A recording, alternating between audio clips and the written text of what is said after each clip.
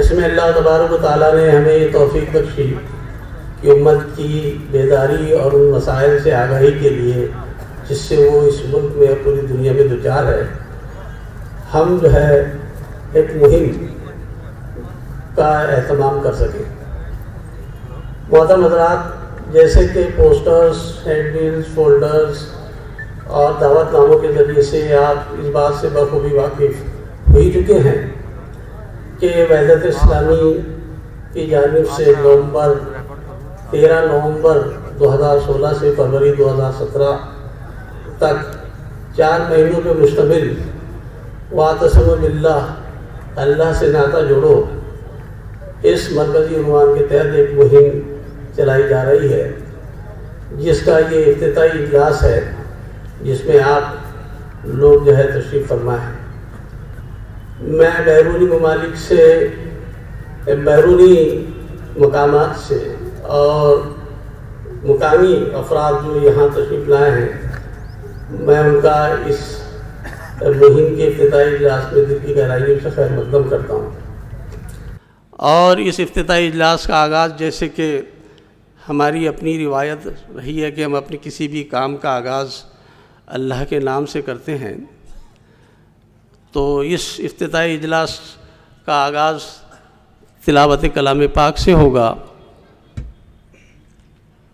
اور تلاوت کلام پاک کے لیے میں محترم حافظ قاری محمد مصطفیٰ خان صاحب، نائب امام جامع مسجد اورنگ آباد کو سے مؤدبانہ گزارش کرتا ہوں کہ وہ اسٹیج پر تشریف لائیں اور تلاوت کلام پاک سے اس افتتاحی اجلاس کا آغاز کریں۔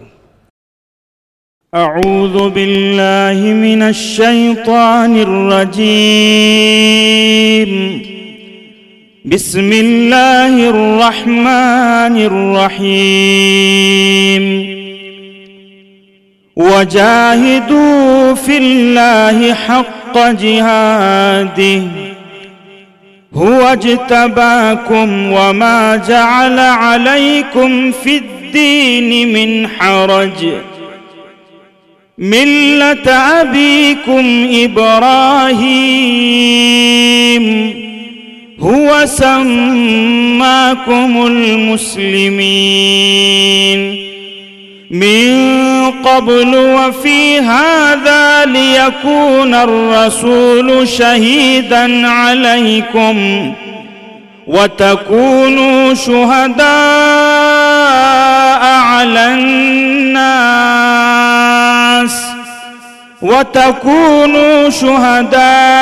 على الناس فأقيموا الصلاة وآتوا الزكاة واعتصموا بالله هو مولاكم فنعم المولى ونعم النصير واعتصموا بالله هو مولاكم فنعم المولى ونعم النصير بسم الله الرحمن الرحيم يا أيها الناس إنا خلقناكم من ذكر وأنثى وجعلناكم شعوبا وقبائل لتعارفوا إن أكرمكم عند الله أتقاكم إن الله عليم خبير صدق الله العظيم۔ الحمدللہ، تلاوت کلام پاک سے واعتصموا باللہ، اللہ سے ناطہ جوڑو، اس مہم کے افتتاحی اجلاس کا آغاز ہو چکا ہے۔ تلاوت کی گئی آیات کی ترجمانی پیش کرنے کے لیے میں مولانا محمد مشتاق فلاحی صاحب کو سے درخواست کرتا ہوں کہ وہ آئے اور تلاوت کردہ آیات کی ترجمانی پیش کریں۔ شروع اللہ کے نام سے جو رحمان اور رحیم ہے۔ اللہ کی راہ میں جہاد کرو جیسا کہ جہاد کرنے کا حق ہے۔ اس نے تمہیں اپنے کام کے لیے چن لیا ہے اور دین میں تم پر کوئی تنگی نہیں رکھی۔ قائم ہو جاؤ اپنے رب، قائم ہو جاؤ اپنے باپ ابراہیم کی ملت پر۔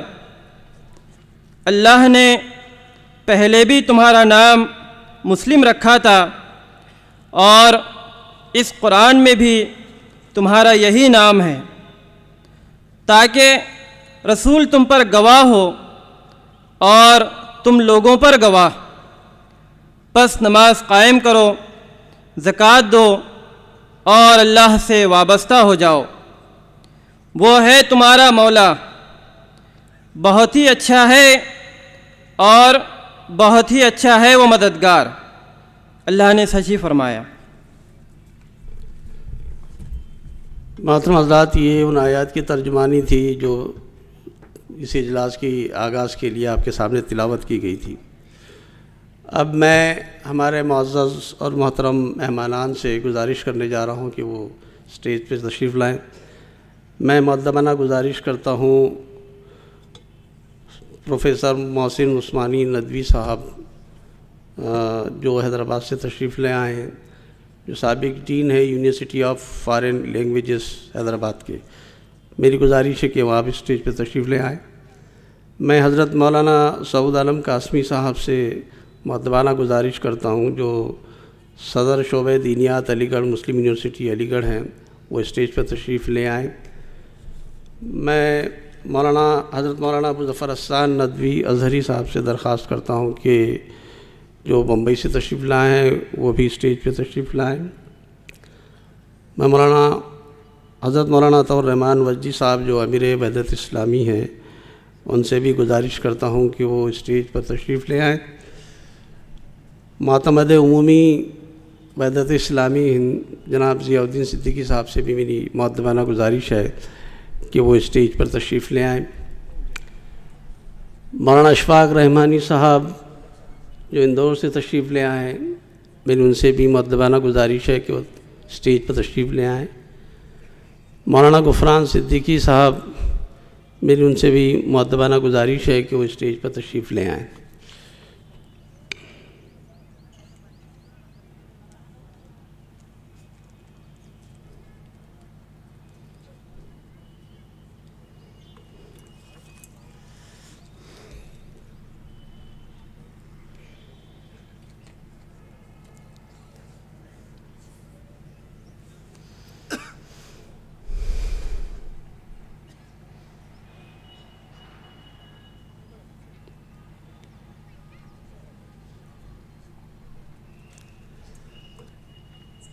مہمانان اسٹیج پہ تشریف لا چکے ہیں۔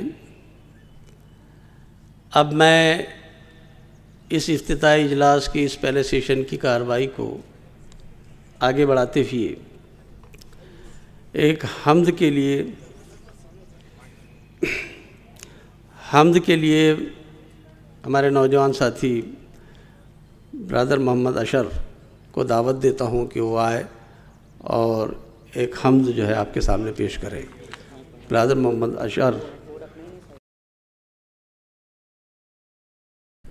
میں پونا سے آئے ہمارے بزرگ اور معزز و محترم مہمان مولانا نظام الدین فخر الدین صاحب سے گزارش کرتا ہوں کہ وہ بھی اسٹیج پہ تشریف لے آئیں۔ اس کے علاوہ محترم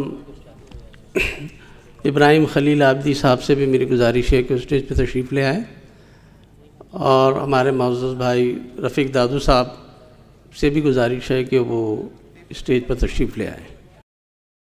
السلام علیکم۔ گر وقت آ پڑا ہے، گر وقت آ پڑا ہے، مایوس کیوں کھڑا ہے، گر وقت آ پڑا ہے مایوس کیوں کھڑا ہے، اللہ بہت بڑا ہے، اللہ بہت بڑا ہے، اللہ بہت بڑا ہے، اللہ بہت بڑا ہے، اللہ بہت بڑا ہے، اللہ بہت بڑا ہے۔ مانا کہ ظلمتوں کے ہر سمت ہیں بسیرے، لیکن کبھی تو ہوں گے انصاف کے سویرے۔ مانا کہ ظلمتوں کے ہر سمت ہیں بسیرے، لیکن کبھی تو ہوں گے انصاف کے سویرے۔ مہکیں گے غنچ گل گل، گائے گی کوئی بلبل، مہکیں گے غنچ گل گل، گائے گی کوئی بلبل، حالات کی صدا ہے، اللہ بہت بڑا ہے، اللہ بہت بڑا ہے، اللہ بہت بڑا ہے، اللہ بہت بڑا ہے، اللہ بہت بڑا ہے۔ سنگلاخ وادیوں میں وہ دیکھے گر نظر ہے، چھری تلے پہ سر ہے، ایک خواب کا اثر ہے۔ سنگلاخ وادیوں میں وہ دیکھے گر نظر ہے، چھری تلے پہ سر ہے، ایک خواب کا اثر ہے۔ چھری نہیں چلی کیوں، گردن نہیں کٹی کیوں، چھری نہیں چلی کیوں، گردن نہیں کٹی کیوں، کس کا حکم چلا ہے، اللہ بہت بڑا ہے، اللہ بہت بڑا ہے، اللہ بہت بڑا ہے، اللہ بہت بڑا ہے، اللہ بہت بڑا ہے۔ فرعون اور پانی ہو گئی ختم کہانی، بچوں سے بو جہل کی چھنوائی زندگانی۔ فرعون اور پانی ہو گئی ختم کہانی، بچوں سے بو جہل کی چھنوائی زندگانی۔ امریکہ دن دہاڑے ٹکرا گئے طیارے، امریکہ دن دہاڑے ٹکرا گئے طیارے، کیسا حشر ہوا ہے، اللہ بہت بڑا ہے، اللہ بہت بڑا ہے، اللہ بہت بڑا ہے، اللہ بہت بڑا ہے، اللہ بہت بڑا ہے۔ یہ خون بے کسوں کا جائے گا رائے گا نا، ہم دیکھے یا نہ دیکھے، دیکھے گا یہ زمانہ۔ یہ خون بے کسوں کا جائے گا رائے گا نا، ہم دیکھے یا نہ دیکھے، دیکھے گا یہ زمانہ۔ اٹھیں گی کوئی چنگاری، آئے گی ان کی باری، اٹھیں گی کوئی چنگاری، آئے گی ان کی باری، قدرت کا فیصلہ ہے، اللہ بہت بڑا ہے، اللہ بہت بڑا ہے، اللہ بہت بڑا ہے، اللہ بہت بڑا ہے، اللہ بہت بڑا ہے، اللہ بہت بڑا ہے، اللہ بہت بڑا ہے، اللہ بہت بڑا ہے، اللہ بہت بڑا ہے۔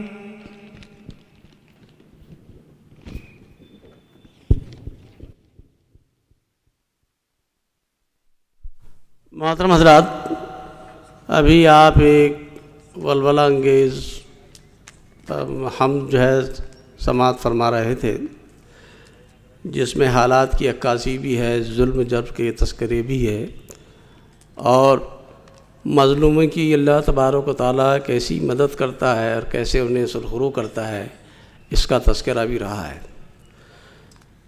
حمد کے بعد ایک اہم تقریری سیشن کی جو ابھی آپ کے سامنے پیش کی جائے گی، وہ قرآن مجید کی ایک آیت سے ماخوذ ہے۔ ظہر الفساد فی البر والبحر بما کسبت ایدی الناس۔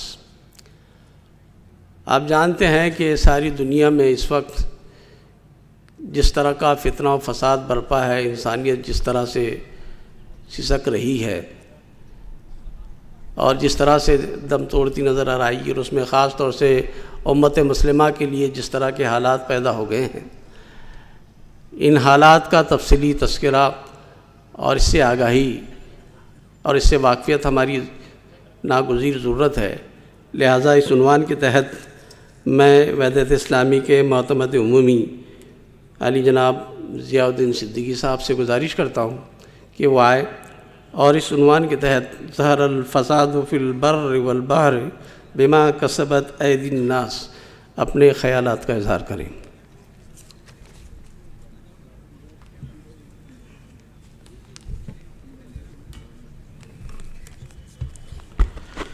السلام علیکم ورحمۃ اللہ وبرکاتہ۔ اسٹیج پہ بیٹھے ہوئے انتہائی محترم علماء اکرام، دانشوران ملت، عزیز بھائیوں اور بہنوں، آپ سب جانتے ہیں کہ اس دنیا میں فساد کی بہت ساری شکلیں ہیں، اور ان شکلوں کے حوالے سے اور نتائج کے حوالے سے یہ امت ان سے جوجھ رہی ہے۔ دنیا کا اور تاریخ کا سب سے بڑا فساد عقیدے کا فساد ہوتا ہے، اور اسی فساد سے وہ تمام فساد جنم لیتے ہیں جس سے اس وقت امت مسلمہ جوجھ رہی ہے، اور ہم یہ بھی کہنے کے اوپر اپنے آپ کو صحیح پاتے ہیں کہ عقیدے کے فساد ہی کے نتیجے میں ساری انسانیت بھی جوجھ رہی ہے۔ امت کے ساتھ ساتھ پوری انسانیت کا جوجھنا اور مسائل کا شکار ہونا اسی فساد کے نتیجے میں، جسے ہم فکری، نظریاتی، اعتقادی یا ایمانی فساد کہہ سکتے ہیں، کہ جن چیزوں پر اللہ اور اس کے رسول نے ایمان رکھنے کے لیے اور جن چیزوں پر اس کا خیال رکھنے کے لیے بات کہی تھی، اس سے جب آدمی دور ہوتا ہے، اس سے پرے ہٹ جاتا ہے، تو کس نوعیت کے فسادات پیدا ہوتے ہیں، اس کا ہلکا سا تذکرہ میں آپ لوگوں کے سامنے رکھنا چاہتا ہوں۔ آپ سب جانتے ہیں کہ نبی صلی اللہ علیہ وسلم کے فوری بعد جو پہلا انحراف پیدا ہوا تھا، وہ پہلا انحراف ہی سب سے بڑا فساد تھا، اور پہلا انحراف عقیدے کا انحراف تھا۔ رسالت کے جھوٹے دعوے دار پیدا ہو گئے تھے۔ نبی صلی اللہ علیہ وسلم کے بعد رسالت کے جھوٹے دعوے داروں نے ختم نبوت پہ اپنی شرکت چاہی تھی۔ ظاہر ہے کہ ایک ایسا حملہ تھا جس نے ایک فساد کی شکل اختیار کی، اور مختلف شیپ لیتے لیتے یہ فساد اب تک ہم تک پہنچ رہا ہے۔ کردار بدلتے ہیں، منظر بدلتے ہیں، روح وہی رہتی ہے، اور ایک ڈراؤنے اور بھیانک شکل کے اندر یہ نمودار ہوتا ہے۔ چونکہ نبی کریم صلی اللہ علیہ وسلم کی شخصیت مسلمانوں کے لیے مرکزی شخصیت ہے، وہ ہمارے ایمان کا حصہ ہے۔ نبی صلی اللہ علیہ وسلم کو ماننا، ان کے حوالے سے قرآن کو ماننا ہے،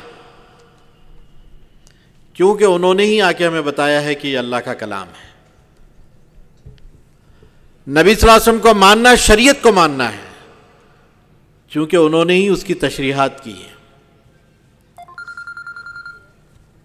نبی صلی اللہ علیہ وسلم کو ماننا اس حوالے سے کہ انہوں نے کہا ہے کہ اللہ واحد ہے، اس کی توحید کی طرف انہوں نے اشارے کیے ہیں، ورنہ خدا کے معاملے میں انسانیت تو بھٹکی ہوئی تھی۔ گویا نبی صلی اللہ علیہ وسلم کو ماننے کے نتیجے میں اتنے اعتقادات کو ماننا پڑتا ہے، ایمانیات کی اتنی باریکیوں پر نظر رکھ کر اس کو ماننا پڑتا ہے۔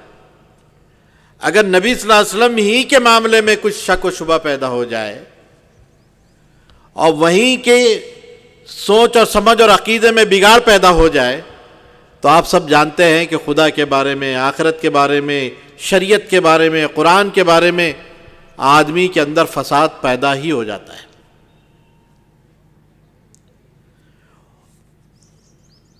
امت کے اتحاد و اتفاق میں نبی صلی اللہ علیہ وسلم کی جو حیثیت ہے، ایک مرکزی شخصیت کی حیثیت سے امت کو بنائے رکھنے کا سارا سرا اسے جاتا ہے۔ اس حوالے سے ہم سمجھتے ہیں کہ یہ حملہ بہت سوچ سمجھ کر ہوا تھا، یہ انحراف بہت سوچ سمجھ کر ہوا تھا، اور یہ فساد سوچ سمجھ کر کیا گیا ہے کہ ایسی شخصیت پر وار کیا جائے جس سے پورا کے پورے دین کی بنیادیں ہل جائیں۔ اور آپ جانتے ہیں کہ جھوٹے دعوے دار صرف مسلمہ بن کذاب کی شکل میں نظر نہیں آتے، بلکہ غلام احمد قادیان کی شکل میں بھی ہمیں نظر آتے ہیں، اور ان کو ماننے والوں کو اب مسلمانوں کی کیٹیگری میں بھی شمار کیا جانے لگا ہے۔ ہمارے علماء نے اور ہماری شریعت کے جو گہرا علم رکھتے ہیں ان لوگوں نے قادیانیوں کو غیر مسلم قرار دیا ہے، جو ختم نبوت پر ایمان نہیں رکھتے، نبی صلی اللہ علیہ وسلم کو آخری نبی نہیں مانتے، ان کی پوری جمعیت کو مسلمانوں میں شامل کر دیا گیا ہے، اور ان کا درجہ بھی، ان کے حقوق بھی مسلمانوں کے حقوق کے برابر کر دیے گئے ہیں۔ وہ فساد جو مسلمہ بن کذاب سے شروع ہوا تھا وہ غلام احمد قادیانی تک چلتا ہے، اور اس زمانے میں بھی الگ الگ شیپ لیتے ہوئے نبی صلی اللہ علیہ وسلم کی ذات اقدس میں مختلف انداز سے اور ہمجت گستاخیاں کی جاتی ہیں تاکہ یہ عقیدہ رسالت یہ تھوڑا تشکیک بھرا ہو جائے، کچھ اس کے اندر شک پیدا ہو جائے۔ یہ وہ فساد ہے جو نبی صلی اللہ علیہ وسلم کے فوری بعد سے شروع ہوا ہے اور مختلف جہتوں اور شکلوں میں ہم تک پہنچا ہے۔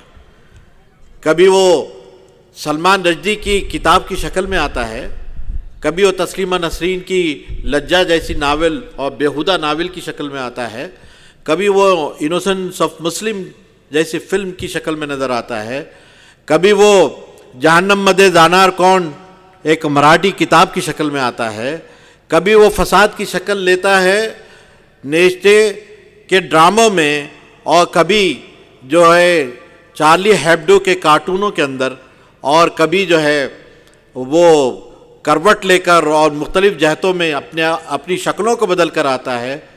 وہ فساد جو مسلمہ بن کذاب سے شروع ہوا۔ تو ہم یہ مانتے ہیں کہ عقیدے کا فساد سب سے پہلے شروع ہوا تھا، اور اس کے اثرات پوری دنیا پر اسی انداز سے پڑے، اسی کے اثرات سے قوت کے استعمال کا نظریہ پیدا ہوا ہے، بیجا قوت کے استعمال کا نظریہ، عسکری فساد کا اس سے پیدا ہوا ہے، اس سے تہذیبی فساد پیدا ہوا ہے، معاشی اور سیاسی فسادات اس سے پیدا ہوئے ہیں، اور یہ فساد کی شکلوں سے پوری انسانیت جو جھوج رہی ہے۔ دوسرا جو فساد نبی صلی اللہ علیہ وسلم کے اور انحراف پیدا ہوا ہے وہ زکوٰۃ نہ دینے والوں کا تھا۔ گویا کہ وہ معاشی انحراف اور معاشی فساد تھا جو نبی صلی اللہ علیہ وسلم کے بعد پیدا ہوا، اور جس نے اس فساد کے نتیجے میں اور اس کے اثرات کے نتیجے میں آج آپ دیکھتے ہیں کہ زر پسندی، مادہ پرستی اور سرمایہ داری، کیپٹلزم، یہ ساری سوچ اور فکر کی وہ علامت بن کر وہ فساد پیدا ہوا تھا جو معاہدین زکوٰۃ نے شروعات کی تھی۔ آج پیسہ سب کچھ ہو گیا ہے، روپیے کی پوجا کی جاتی ہے، زندگی کی شہرت بنا دی گئی ہے، اور کارپوریٹ ورلڈ اس کو ایک ہتھیار کے طور پہ استعمال کرتا ہے۔ دنیا کے نظام اس سے بدلے جاتے ہیں، دنیا اس سے خریدی جاتی ہے اور بیچی جاتی ہے، یہاں تک کہ ایک معصوم کی مسکراہٹ بھی پیسے کے عوض خریدی جاتی ہے، اس کی عزت و آبرو بھی اس کے عوض بکتی اور فروخت ہوتی ہے۔ یہ وہ معاشی فساد تھا جو مختلف شیپ لیتے لیتے ہم تک پہنچا ہے، اور آج اس نے ایک ایسی ہمگیریت، ایک corporate world, multi nationals corporate دنیا کی شکل اختیار کر لی ہے۔ اس کے بعد اگر آپ دیکھیں گے نبی صلی اللہ علیہ وسلم کے بعد جو خلافت راشدہ تھی وہ دھیرے سے جو ہے ملوکیت میں تبدیل ہوگی۔ یہ انحراف تھا اس وقت کا، اور یہ پٹری کب بدلی، ایک کھٹک سی آواز بھی محسوس نہ ہوئی۔ کربلا کے واقعے نے احساس ضرور دلایا تھا اس کا کہ ریل گاڑی نے اپنی پٹری بدل دی ہے، لیکن اتنی خاموشی سے وہ آواز آئی کہ کسی نے محسوس نہیں کی اور ہم اس پر چل پڑے۔ اس کے باوجود بھی اپنی آن بان شان کے ساتھ خلافت باقی رہی۔ عباسی، اموی خلافت، فاطمی خلافت مختلف ناموں کے ساتھ پیرالل اور متوازی طور پہ چلتی رہی، اور آخر میں جا کے خلافت عثمانیہ جیسی بھی تھی، ٹوٹی پھوٹی لنگڑی لولی، لیکن امت مسلمہ کی شیرازہ بندی کے لیے اور اس کے اتحاد و اتفاق کے لیے بہت کافی تھی۔ ایک نظام جو مسلمانوں کا سیاسی نظام تھا، اس کی علمبردار تھی عثمانی خلافت، اس کو ریپرزینٹ کرتی تھی عثمانی خلافت،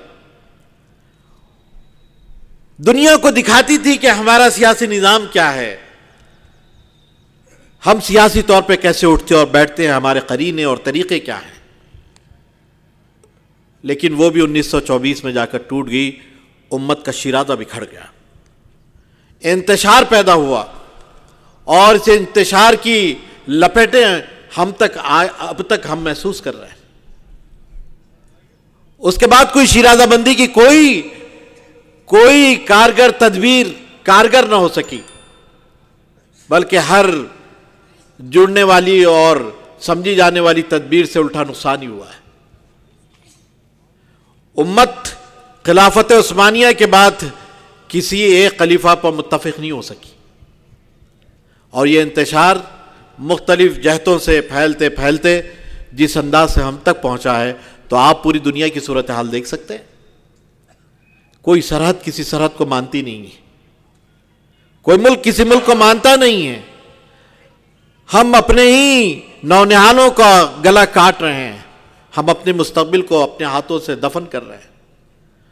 مصر میں گولیاں فجر کی نماز میں چلتی ہیں، گولیاں چلانے والے بھی اللہ اکبر کا نعرہ لگاتے ہیں اور مرنے والے بھی اللہ اکبر کا نعرہ لگاتے ہیں۔ عراق و شام میں جو بارود برسایا جا رہا ہے، توپ کے دانے پر جو میزائل لوڈ کیا جاتا ہے، ادھر والا درود شریف اور کلمہ شریف پڑھ کر اس کو لوڈ کرتا ہے، اور دوسری طرف جا کر جب وہ گرتا ہے تو مرنے والوں کی آہو بکا میں بھی نعرہ تکبیر اللہ اکبر کی آواز سنائی دیتی ہے۔ پاکستان میں ہم کس کو مار رہے ہیں؟ ایک مسلک دوسرے مسلک کو برداشت کرنے کے لیے تیار نہیں۔ شیعہ سنی کو مار رہا ہے، سنی شیعہ کو مار رہا ہے، مسجدیں برباد ہو رہی ہیں۔ جب انتشار پیدا ہوتا ہے، اتحاد کا شیرازہ بکھرتا ہے، تو تسبیح کے دانوں کی طرح یہ امت بکھر کر رہے گی۔ کچھ اپنوں کی سادگیاں بھی ہے اور غیروں کی عیاریاں بھی ہیں، اور یہ دونوں کے کمبینیشن نے امت کو اس حال پہ لا کر چھوڑا ہے کہ عرب نان عرب، شیعہ سنی، ترک غیر ترک، زبانوں، علاقوں، سرحدوں کی بنیاد پر مسلمانوں کو تقسیم کر دیا گیا ہے۔ وطنیت خدا کے درجے پہ آ گئی ہے، اور نیشنلزم اس وقت کا موجود خدا بن گیا ہے، اسی کو پوجا جاتا ہے۔ سرحدیں پوجی جاتی ہیں، انسانیت ختم ہو چکی ہے. یہ شیرازہ جو بکھرا ہے اس کی اور بھیانک شکلیں ہمارے سامنے ہیں. اس میں اور فیول ڈال کر اس کو مزید بڑھایا جاتا ہے. جماعتوں، مسلکوں کی بنیاد پر اختلاف اور اس کے اندر اور پھیلاؤ، اس میں عصبیت کو جو ہے دخل دے کر، عصبیت کو جو ہے اور اس میں فیول کی حیثیت سے استعمال کر کے اور ڈیوائڈ کو بڑھایا جاتا ہے. اسی طرح اگر آپ دیکھیں گے تو یہ اختلاف جو مسلکی اور جماعتی طور پر ہے، فروعی اختلافات، جس کا اس کے معاملے میں جو ہماری اس فقہی جتنے بھی ہمارے جو اختلافات ہیں وہ سب وسعتیں ہیں ہمارے دین کی، افق ہے، پھیلاؤ ہے، اختلاف نہیں ہے. لیکن ہم آج ایک دوسرے کے خلاف اسی وجہ سے کھڑے ہیں. یہ امت آج تک یہ طے نہیں کر سکی ہے کہ اس کو ہاتھ نماز میں کہاں باندھنا چاہیے، لیکن اس کا دشمن اس کی گردن کاٹنے کے لیے تیار کھڑا ہے. اس کا دشمن اس کی شہرت تک اپنے ہاتھوں کو پہنچا چکا ہے، لیکن یہ امت اب تک یہ طے نہیں کر سکی ہے کہ اسے کیا کرنا چاہیے. اختلافات اس حد تک ہیں جو غیروں کے ذریعے سے بھی پیدا کیے جاتے ہیں. رینڈ کارپوریشن کا نام آپ نے سنا ہے. انہوں نے مسلمانوں کے کئی ڈویژنز بنا رکھے ہیں اور کئی خانے انہوں نے بنا رکھے ہیں، اس میں مسلمانوں کو تقسیم کر دیا ہے. یہ ماڈرن مسلم ہے، یہ سیکولر مسلم ہے، یہ ٹریڈیشنل مسلم ہے، یہ روایتی مسلمان ہے، جدید مسلمان ہے، ایک ٹیررسٹ اسلام ہے اور ایک ٹریڈیشنل اسلام ہے. کتنے خانے بنائیں گے اسلام کے؟ یہ جو انتشار ہے وہ انتشار درست کرنے کی ہر زمانے میں کوشش کی گئی، لیکن جتنی درستگی کی کوشش ہوئی ہے اتنا ہی اس کے اندر اور انتشار پیدا ہوا ہے. سیاسی قیادت، ہمارا وہ سیاسی نظام جو اللہ اور رسول کا برپا کیا ہوا ہے، وہی ان اختلافات کو دور کر سکتا ہے. اس کے بغیر یہ اختلافات دور ہونے والے نہیں. وہ نظام ہی ان معاملات کو ڈیل کر سکتا ہے. یا تو امت کے دل اتنے بڑے ہو جائیں کہ ایک دوسرے کو وہ تحمل کے ساتھ برداشت کرنے لگے، اس وقت تک یہ ممکن نہیں. تو میں عرض کر رہا تھا کہ اختلافات کا یہ فساد جو ہے وہ امت مسلمہ کے مستقبل کو ڈس رہا ہے، اس کی زندگی کو ڈس رہا ہے، اس کے ڈیولپمنٹ اور ترقی کو ڈس رہا ہے، اس کی ایمانیات کو بھی ڈس رہا ہے. اور ایک امت، ایک نظام کو ماننے والی، ایک خدا کو ماننے والی، ایک رسول کو ماننے والی، ایک کتاب کو ماننے والی، ایک عقیدے کی یہ امت منتشر ساری دنیا میں نظر آتی ہے. اسی کے ساتھ ساتھ جب سیاسی فساد پیدا ہوتا ہے تو وہ اپنی جلوں میں تہذیبی فساد بھی لاتا ہے. کارپوریٹ ورلڈ صرف بزنس نہیں کر رہی ہے دنیا کے اندر، بلکہ اپنی مغرب کی تہذیب کو پروموٹ کر رہی ہے. وہ صرف کھانے پینے کی چیزوں کو بیچ نہیں رہی ہے مارکیٹ میں، پہننے اوڑھنے کے لباس کو بیچ نہیں رہی ہے، بلکہ اس کے ساتھ وہ مغرب کا کلچر بھی ٹرانسمٹ کر رہی ہے. یہاں جو لوگ موجود ہیں کیا وہ یہ بتا سکتے ہیں کہ ریڈی میڈ گارمنٹ کے کسی مارکیٹ میں اپنی 5 سال کی بچی کے لیے فل آستین کا قمیص خرید سکتے ہیں؟ یہ چیلنج ہے امت مسلمہ کے لیے. وہ اپنی بچی کی آبرو کے لیے اس بھرے مارکیٹ میں اور کارپوریٹ ورلڈ کی دنیا میں اپنی بچی کے لیے ایک فل آستین کا قمیض بھی خرید نہیں سکتی ہے. وہ بنا تو سکتی ہے لیکن خرید نہیں سکتی، اس لیے کہ مارکیٹ میں اس تہذیب کا چلن نہیں ہے. یہاں 2 ٹکے کا صابن بھی عورت کو ننگا کیے بغیر بکتا نہیں ہے.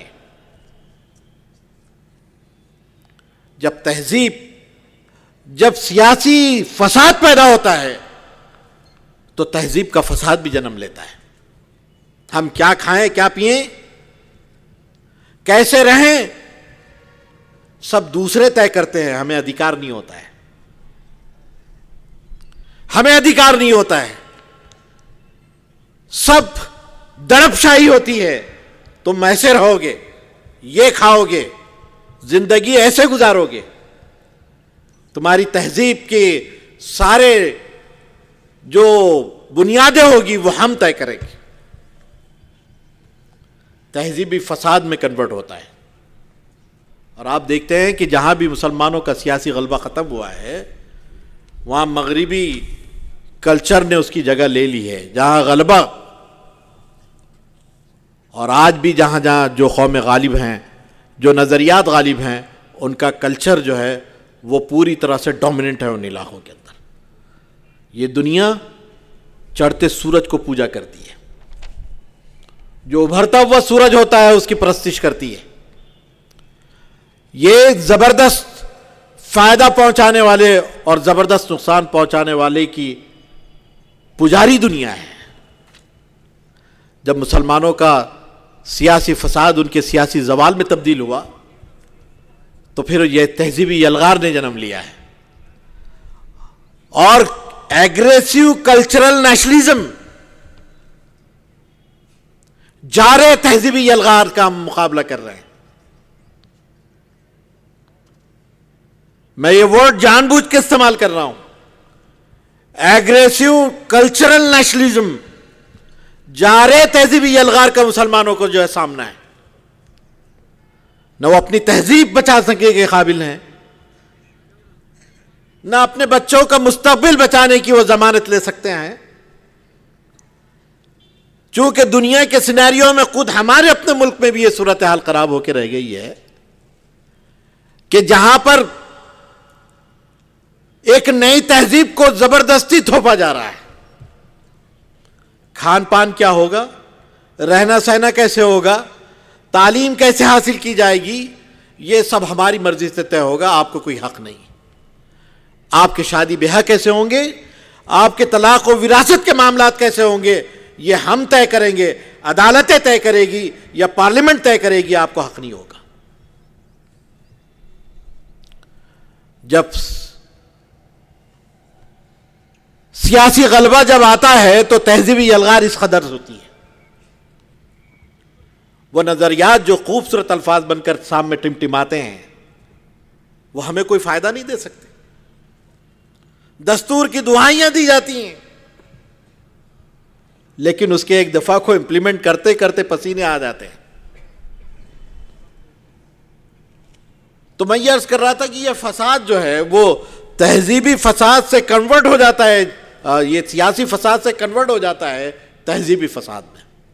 آپ دیکھ لیجئے، میں حرام و حلال کے پیمانے میں اس کو نہیں دیکھ رہا ہوں، لیکن آپ دیکھیے کہ مسلمانوں کے کھان پان کے جو طریقے بدل گئے ہیں. میکڈونالڈ نے ریپلیس کر دیا ہے آپ کے نوالوں کو. میں نہیں کہتا کہ حرام و حلال ہے، لیکن یہ آپ کے قرینے کو بدل رہا ہے بہت خوبصورت انداز میں. آپ کے لباس کو بدل رہا ہے. ٹی شرٹ جس پہ ہے کہ we are rapist, we are rapist, ہم زانی ہیں. سستی ٹی شرٹ ملتی ہے، غریب خرید لیتا ہے، پہن کے پھرتا ہے. لباس ہم اپنی مرضی کا نہیں پہن سکتے. کھانا ہم اپنی مرضی کا نہیں کھا سکتے ہیں. ذبیحے پہ پابندی لگا دی جاتی ہے کہ یہ مت کھاؤ وہ مت کھاؤ. شادی بیاہ پر مداخلت کی جاتی ہے کہ یہ طریقے چھوڑ دو اور یہ طریقے اپناؤ. تو میں یہ عرض کر رہا تھا کہ جب فساد کی شکلیں جب بدلتی ہے تو یہ، اور اس وقت جو میں نے الگ الگ فساد کی شکلیں بتائی ہیں یہ اس وقت ایک ساتھ یلغار کیے ہوئے ہیں۔ یہ زمانے احزاب کا منظر ہے اس وقت، ایک ہی ساتھ عسکری فساد بھی ہے، ایک ساتھ تہذیبی فساد بھی ہے، ایک ساتھ جو ہے نظریاتی فساد بھی ہے۔ خود مسلمانوں کے اندر اپنے دین پہ کانفیڈنس نہیں ہے، خود اعتماد نہیں ہے ان کو کہ ان کا دین ان کے لیے کیا سوغات لے کے آتا ہے۔ نظریات کے فساد نے ان کے کانفیڈنس کو ختم کر دیا ہے، ان کی ایمان کی بنیادی جھلیوں کو ختم کر دیا ہے۔ ایسی حالت میں جبکہ واقعات کی دنیا میں بہت سارے گنائے جا سکتے ہیں، لیکن اقدار کی دنیا میں یہ جو چلن ہے معاملات کا کہ ہم اس ملک کے اندر اپنی جان مال عزت و آبرو اور اپنے ایمان کا تحفظ کیسے کر سکتے ہیں، کن دہائیوں کو دے کر سکتے ہیں، اس فساد کو کیسے روکا جا سکتا ہے۔ پھر ہم اگر زندہ رہیں تو کس حیثیت سے رہیں، ہم اپنے اصول اور ضوابط کی بنیاد پر زندہ رہیں یا دوسروں کے رحم و کرم پر زندہ رہیں۔ اس فتنے کو کیسے روکا جا سکتا ہے کہ ہم اپنی شریعت کے ساتھ رہیں، مسلم بن کر رہیں، اللہ کے پسندیدہ بندے بن کر رہیں، اور تیسری بات یہ کہ ہمارے نسلوں کا مستقبل اس ملک میں کیا ہے، وہ مستقبل جو ہماری معصوم چہروں کو دیکھ کر ہماری سمجھ میں آتا ہے۔ ہم تو گئے، ہماری عمریں ہو گئیں، ہم تو چلے جائیں گے، لیکن جس ہماری وراثت کے جو امین ہوں گے ان کا مستقبل ہم کہاں دیکھتے ہیں۔ تعلیم کا جو سیفرونائزیشن ہے، تعلیم کا جو بھگوا کرن کیا جا رہا ہے، اتہاس اور بھگول کی جو تبدیلی ہے وہ ہماری نسلوں کو کہاں پہنچائے گی۔ نصابی اور غیر نصابی سرگرمیاں، یوگا، وندے ماترم، گیتا پاٹھ، سنسکرت کا کمپلشن، اگر ہماری نسلیں یہ سب حاصل کرتی رہیں تو 50 سال کی دوری پہ کھڑے ہو کر اپنے مستقبل کا منظر آپ خوب دیکھ سکتے ہیں کہ اس ملک میں کیا منظر ہماری نظروں سے دیکھا جا سکتا ہے۔ خاموش رہیے گا۔ وہ منظر ہم کیسے دیکھ سکتے ہیں کہ ہماری نسلیں جو توحید کی علمبردار بننی چاہیے تھی، شرک سے نفرت کرنے والی بننی چاہیے تھی، وہ شرک کے اعلی کار اس کے گہواروں میں سونے والی بن جائے تو کیا نظر آئے گا؟ طے کرنا پڑے گا۔ اور غیر معمولی حالات میں غیر معمولی فیصلے کرنے ہی پڑتے ہیں، اور زندہ قوموں کو اگر زندہ رہنا ہے تو اپنی زندگی کا ثبوت تو دینا پڑتا ہے۔ وہ یوں جھک جھک کے اور قسطوں میں مرنے کے لیے نہیں ہیں، وہ اس طرح برباد اور خوف کی نفسیات کا شکار ہونے کے لیے نہیں ہے، بلکہ اس کا ایمان اسے کھڑا کرتا ہے ہر دور کے اندر میں، ہر موڑ پر۔ تاریخ کے پنوں میں اٹھا کر دیکھ لیجئے، اور قیامت تک امت کو جو کچھ دیا گیا ہے اللہ اس کے رسول کی طرف سے وہ کافی اور شافی ہے ہر حال میں معاملات کو نپٹنے کے لیے اور معاملات کا علاج کرنے کے لیے۔ لیکن یہ سعادت حاصل کرنا پڑتی ہے، یہ ذمہ داری اٹھانا پڑتی ہے، کچھ الزام اپنے سر لینا پڑتے ہیں، تبھی معاملات جا کر یہ پورے ہوتے ہیں۔ کل کا نکلنے والا سورج تو دکھا رہا ہے کہ مستقبل بہت اجلا ہے، مستقبل بہت اجلا ہے،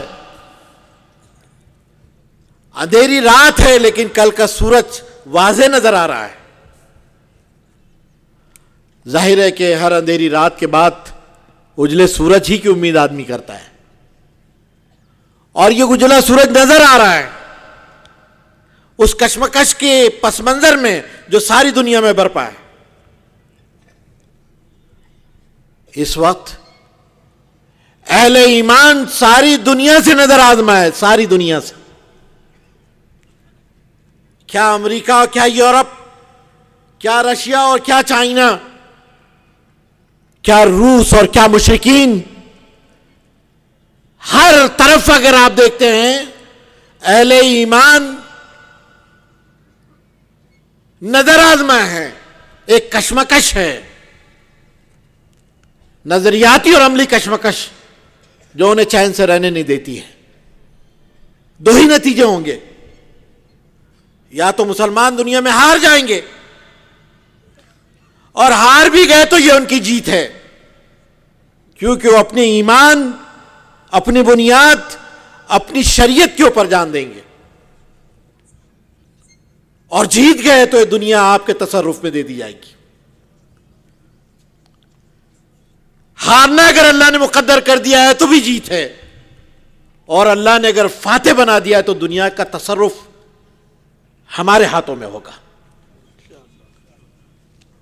یہ چیز ہمیں بتاتی ہے اور مایوسی سے روکتی ہے کہ ظلم و ستم کے جتنے پیمانے ہیں آزما لو، تم جتنے تیر ہے آزما لو، تم تیر آزماؤ، ہم جگر آزمائیں گے، تمہارے تیر ختم ہو جائیں گے، جگر باقی رہیں گے۔ یہ نسل جو اللہ کی ذات پر توکل کرتی ہے اپنے ایمان کے حوالے سے، اور اللہ وہ رب الکائنات ہے جو ساری کائنات کو جس نے بنایا ہے، کن فیکن کے طرح سے سب کو وجود بخشا ہے، ایک طاقتور، ایک قادر و مطلق ہستی ہے جس پر مسلمان ایمان رکھتا ہے، اس کی قوت اس کی پشت پر ہے۔ ہم اللہ پہ توکل کرتے ہیں ان حالات میں، اور یہ توکل ہمیں سکھاتا ہے کہ ہم استقامت کے ساتھ کھڑے رہیں، حالات کے بحر و مد و جزر کے اندر بہہ نہ جائیں، بلکہ استقامت اور اپنی بنیادوں، اپنی سوچ، اپنی فکر، اپنے ایمان، اپنے عقیدے اور اپنی بنیاد پر استقامت کے ساتھ کھڑے رہیں، اور یہی استقامت ہمیں مزاحمت کے راستے پہ لے جائے گی۔ ریزسٹ کریں گے ہم ہر چیز کو جو ہم سے چھینی جا رہی ہے، اور کسی چیز کو چھیننے نہیں دیں گے جو ہم سے چھینی جا رہی ہے۔ آخری وقت تک ہم کوشش کریں گے، کشمکش کریں گے، اور اپنی چیز کو بچانے کی بھرپور جدوجہد کریں گے۔ اور دنیا کا منظر دکھا رہا ہے کہ آج قرآن مجید سب سے زیادہ لوگوں میں پاپولر بک ہو گئی ہے، بیسٹ سیلر بک کا ایوارڈ اس نے حاصل کیا ہے کہ دنیا آخر قرآن مجید کی آیتوں کو جاننا چاہتی ہے کہ کیا ہے یہ کتاب۔ کنورژن کا ریشو 35% بڑھ گیا ہے پچھلے زمانوں سے، اور اس میں ٹین ایجرز کی تعداد زیادہ ہیں، نئی نسل اسلام سے متاثر ہو رہی ہے۔ تم ٹیررزم کے الزام لگاتے رہو، لیکن اسی کے گلیاروں سے کعبے کو صنم خانے سے اپنے محافظ مل جائیں گے، اسی میں سے نکل کے آئیں گے۔ یہ مزاحمت جو میں کہہ رہا ہوں، یہ مزاحمت ہمیں کامیابی کی طرف لے جائے گی۔ ذرا اس پکچر کو دیکھیے جو ایک ٹینک کے سامنے ایک معصوم فلسطینی بچہ غلیل لے کر کھڑا رہتا ہے۔ دنیا جانتی ہے کہ غلیل سے ٹینک جیتے نہیں جا سکتے،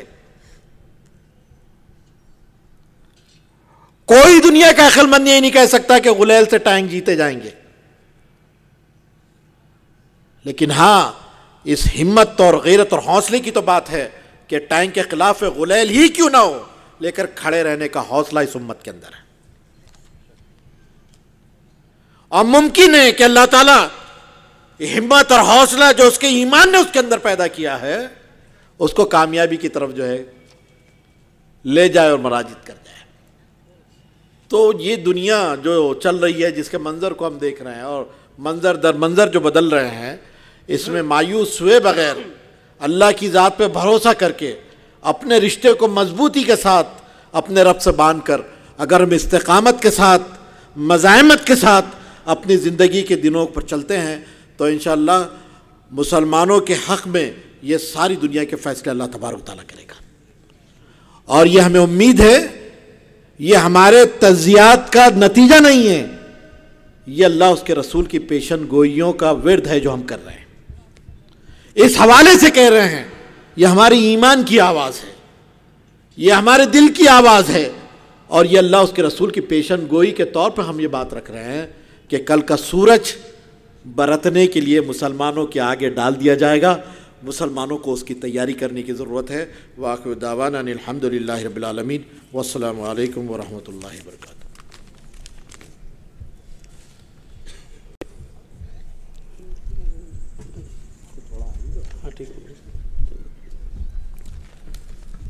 حضرات، یہ تھے محترم ضیاء الدین صدیقی صاحب، معتمد عمومی وحدت اسلامی، جو ظہر الفساد فی البر والبحر بما کسبت ایدی الناس اس عنوان کے تحت اپنے خیالات کا اظہار کر رہے تھے، جس میں آپ نے جو ہے ان فسادات کا ذکر جو نبوت کے بعد پیدا ہوئے اور فی زمانہ جن فسادات کو غیر معمولی فیصلے کرنا ناگزیر ہو جاتا ہے، لہذا ان حالات میں ماضی میں بھی اس طرح کے سنگین حالات میں ماضی میں بھی رخصتوں پر چلنے والے لوگوں نے کوئی انقلاب برپا نہیں کیا ہے، اور جن لوگوں نے دنیا میں کوئی تبدیلی پیدا کی ہے، کوئی تاریخ بنائی ہے، تو وہ عزیمتوں کی راہ پر ہی چلے ہیں. چنانچہ اس عنوان کے بعد اس سیشن کے ایک بہت ہی اہم عنوان عزیمتوں کا سفر کل اور آج، اس عنوان کے تحت میں محترم پروفیسر محسن عثمانی ندوی صاحب، سابق dean university of foreign languages Hyderabad سے ادباً گزارش کرتا ہوں کہ آپ آئیں اور اس عنوان پر اپنے خیالات کا اظہار کریں.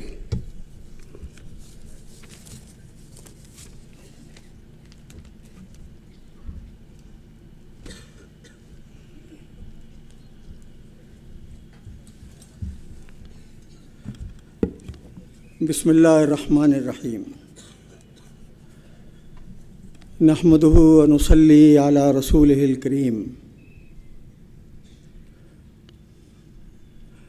ڈائس پر بیٹھے ہوئے علماء کرام، دانشور حضرات اور وحدت اسلامی کے صدر محترم جو اس حال میں تشریف رکھتے ہیں اور تشریف لا رہے ہیں، یہ جو تھیم ہے اس کانفرنس کی، وہ اس پروگرام کی جو کچھ عرصے تک چلتا رہے گا ہندوستان میں، یہ تھیم بہت اہم ہے، اور وہ ہے واعتصموا بحبل اللہ، واعتصموا باللہ.